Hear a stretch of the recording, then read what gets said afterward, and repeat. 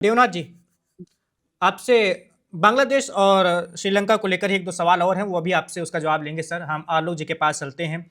आलोक जी, हमने इस बातचीत के शुरू में मनरेगा को लेकर काफ़ी सारे सवाल जवाब किए वरुण जी के साथ। आपसे भी यही सवाल है कि गांधी जी का नाम हटाने की क्या ज़रूरत आन पड़ी? आपको नया रोजगार गारंटी कानून लाने की क्या ज़रूरत आन पड़ी? पहले वाले से आप संतुष्ट नहीं थे क्या? देखिए, किसी चीज का मॉडिफिकेशन करने पर उसमें कुछ अच्छाइयां होती है, कुछ बुराइयां भी होती हैं। अब इसको नए सिरे से दूसरे ढंग से बनाया जा रहा है, तो उस हिसाब से रोजगार मुहैया कराया जाएगा। लेकिन रोजगार तो नहीं रोक रहे हम, रोजगार तो मिलेगा ही। और जो गारंटेड रोजगार है, वो गारंटेड रोजगार ही मिलेगा। 125 दिन का जो टारगेट है, वो हर हाल में फुलफिल होगा। तो इसलिए कोई इसमें आश्चर्यजनक चीजें नहीं हो रही हैं।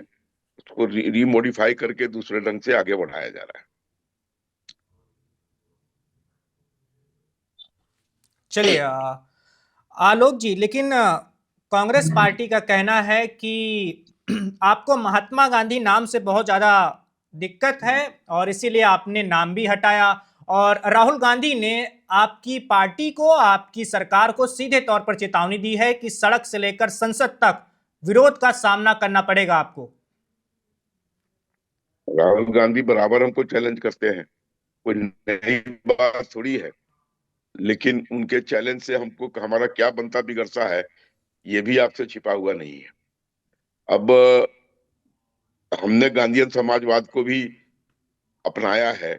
इससे बड़ा प्रूफ और क्या हो सकता है कि गांधी जी के प्रति हमारा क्या सम्मान है।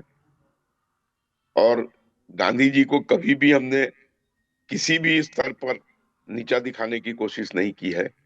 गांधी महान थे, महान हैं, महान रहेंगे, हमारी नजरों में भी, देश की नजरों में भी और विश्व के नजरों में भी। इसलिए राहुल गांधी की बात छोड़ दीजिए। उनको किसी ने फिर एडवाइस कर दिया होगा, इस मसले को उठाओ, इससे कुछ प्राप्त हो जाएगा। लेकिन फिर वो टाइम टाइम फिक्स हो जाएगा कुछ दिन के बाद। चलिए हम वरुण जी के गांधी जी के पास। प्रति जी आलोक जी, आप अपनी बात पूरी कर लीजिए। हम गांधी जी के प्रति जो सम्मान रखते हैं, वो सदैव रखेंगे।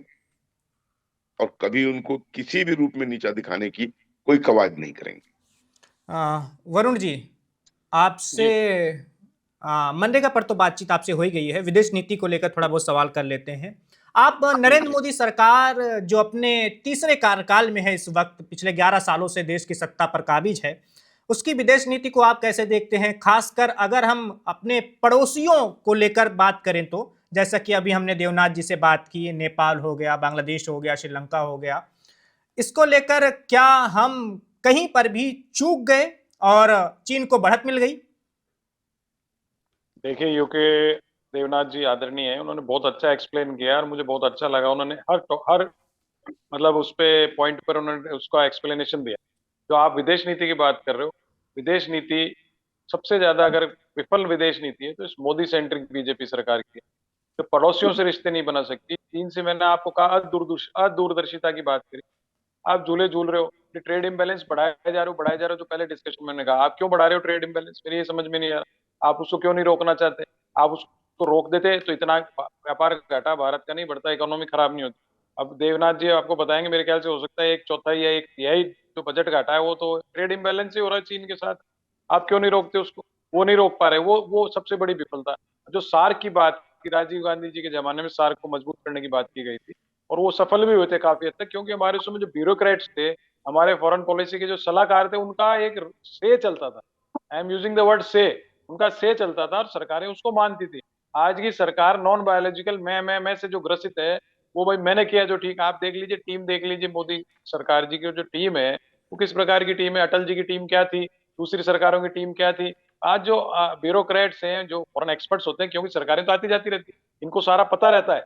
तो हमारे विदेशी जानकार होते हैं, सलाहकार होते हैं, उनको सब चीज का पता रहता है। और जो अभी दूरगामी परिणाम की बात हो कह रहे थे, इनको पता होता है क्या योजना बनानी है। उस हिसाब से प्रधानमंत्री, विदेश मंत्री, सारे मंत्री जो होते हैं, मंत्री परिषद कार्य करती थी।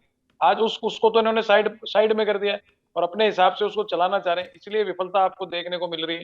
और आप मैं I am not against US या ट्रम्प किसी के, लेकिन एज अ प्राइम मिनिस्टर आप ट्रम्प आपको कितनी बार, अब फिर कहते हो विपक्ष हल्ला मचा रहा है, विपक्ष हल्ला मचा रहा है। भाई आपने ऑपरेशन सिंदूर किया, अच्छा किया, सबको पता है हमारी सेना है वर्ल्ड बेस्ट सेना है, उसको कोई प्रश्न चिन्ह हो ही नहीं सकता। लेकिन अगर कोई आप जिसको ट्रम्प सरकार बनवा रहे थे, वो ट्रम्प जो आप अपना दोस्त बताते थे, जिसपे बहुत ज्यादा इंक्लिनेशन टिल्ट हो चुका भारत का यूएस के ऊपर, वो आपको कितनी बार खंडन किया जा रहा है अंतरराष्ट्रीय पटल के ऊपर, आपसे आपसे चून नहीं निकल रही। इसका मतलब आप उससे दब गए हो। हमारा कोई भी प्रधानमंत्री अटल जी तक कभी भी किसी देश से ना डरा, ना कोई झूले झूले, ना आला ऐसी लाल आंखें दिखा के ऐप को बंद किए।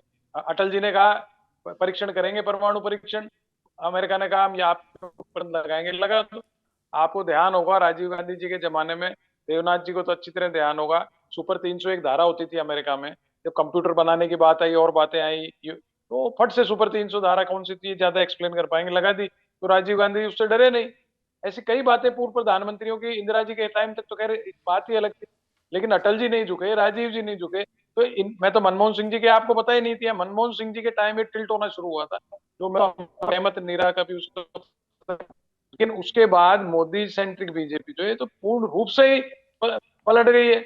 आपको वो भारत की जो विदेश नीति हुआ करती थी, जिसमें नेहरू जी का नाम इसलिए आता है कि वो फर्स्ट प्राइम मिनिस्टर थे, दूसरा प्राइम मिनिस्टर था उनका नाम आता, आज मोदी जी का क्यों आ रहा है, मंत्रियों का तो नहीं आता किसी का। तो ये चीज, उस ऑब्सेशन से भी बाहर निकलने की जरूरत है। हम अटल जी की सरकार, मनमोहन सिंह जी की सरकार क्यों बोलते हैं?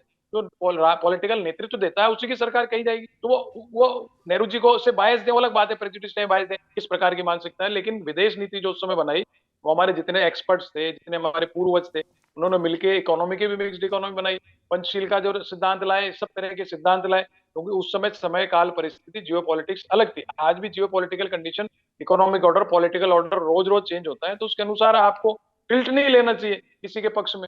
आज आपको फिर थक हार कर आपको रशिया के सरेंडर होना पड़ रहा है।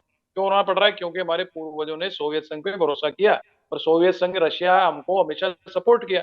आज फिर आपको जाना पड़ रहा है, तो आपने इतने साल तो वेस्ट कर दिए ना घूम घूम के एक्सपेरिमेंट, नॉन, आपको क्या कहेंगे उसको, इमेच्योर्ड एक्सपेरिमेंट्स आपने किए, हम तो ऐसे कर रहे हैं, हम तो ऐसे कर रहे हैं, फिर हो कुछ नहीं रहा। घूम घाम के आप वहीं पे आ रहे हो जो हमारे पूर्वजों में, किसी का पर्टिकुलर नाम नहीं लेता, पता नहीं किस किस का रोल रहा होगा हमारे भारत की विदेश नीति के निर्माण में, उनकी थ्योरी पे आपको आना पड़ रहा है, फिर भी आप नहीं मानते हो। भाई आपको तो छिछालेदारी तो पूर्वजों की करनी है, मैंने किया, इससे ऑब्सेशन, इससे चलता नहीं, देश चलता हमसे। और अभी भी सरकार के पास समय है, हम राहुल गांधी या किसी को क्रिटिसाइज करने की बजाय हमारे जो फॉरेन एक्सपर्ट्स हैं, सीनियर्स हैं, उनको साथ जोड़ो हर चीज में, वो अपने आप ही देश को सुधार देंगे, आगे चला देंगे, जिन्होंने चलाया है देश। अभी मैं देवनाथ जी की इसलिए वो प्रशंसा नहीं, बड़े प्रशंसा क्या करूंगा, आदर कर रहा हूँ इस बात का, इन लोगों को पता है देश के बारे में, उसका आप उसका यूज ही नहीं लेना चाह रहे हो।